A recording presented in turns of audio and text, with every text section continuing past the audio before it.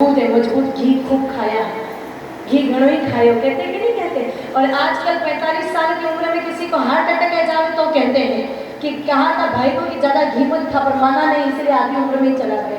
पहले का घी मजबूती देता था, आजकल का घी लोगों को मार रहा है, क्योंकि मेरे भाई को आज असल में घी है ही नहीं। इसीलिए आप जब भी भोजन बनावे अपने रिश्तेदारों के लिए तो गोव्रती भोजन होना चाहिए। आप कहेंगे इतना सारा घी कहाँ से लाए, तो सब कुछ संभव है। पचमेड़ा गौशाला इतनी बड़ी गौशाला है, आप वहाँ से मंगा सकते हैं, और भी आसपास में कई गौशालाएं आपको उपलब्ध हो जाए, आप वहाँ से प्राप्त कर सकते हैं।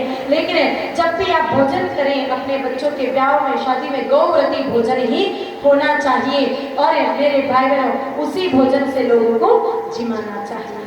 फिर गाय माता की अगली आवश्यकता पड़ती है, ब्याह में हम पंडित जी बुलाते हैं। पंडित जी ऐसे बुलाएं जिनके घर में 2 गौ माताओं की सेवा हो रही है, या घर में ना हो तो भी वो कहीं न कहीं गौ सेवा का कार्य कर रहे हो, ऐसे विप्र देवता बुलाए। क्योंकि देखो कई सारे विप्र देवता यहाँ बैठे हैं, मेरी बात सुन के नाराज हो सकते हैं, पर आपको राजी करने तो आए नहीं है। जो बात असत्य है वो तो कहनी ही पड़ेगी। हमारे गुरुदेव भगवान कहते हैं कि अगर पैर में कांटा चुभ जाएगा तो वो सुई से ही निकलता है, वो रुई से निकलता नहीं है। इसीलिए बात जो सत्य है वो तो कहनी पड़ेगी।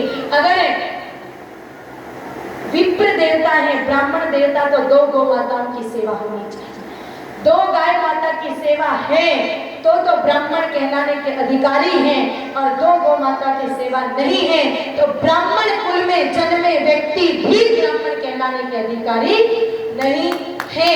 क्योंकि ब्राह्मण, क्षत्रिय, वैश्य और शूद्र ये वर्ण परंपरा कर्म आधारित है, न कि जन्म आधारित। मेरे भाई बहनों, ब्राह्मण कुल में जन्म लेने से अगर ब्राह्मण उचित कर्म नहीं कर रहे हैं तो फिर आप ब्राह्मण कहलाने के अधिकारी नहीं है। फिर कह रही हूँ कि वर्ण व्यवस्था हमारे देश में कर्म आधारित थी, जन्म आधारित नहीं थी। अगर जन्म आधारित होती तो मेरे भाई बहनों, राजपूत कुल में जन्मे विश्वामित्र जी, ब्रह्मर्षि विश्वामित्र कभी भी नहीं बन पाते। इसीलिए तो ब्राह्मण कौन? जो त्रिकाल संध्या करे, जो अग्निहोत्र करे, वो है ब्राह्मण। और इन सब में गाय माता की आवश्यकता पड़ती है। आप अग्निहोत्र कर रहे हैं, घी गाय माता का चाहिए, दूध चाहिएगा। मेरे भाई बहनों, पंचामृत बनाने के लिए दही भी चाहिएगा, और यज्ञ हवन करने के कंडे भी चाहिए, वो भी गाय माता के होने चाहिए। तो सब में गाय माता की आवश्यकता पड़ती है। तो फिर आप कहोगे कि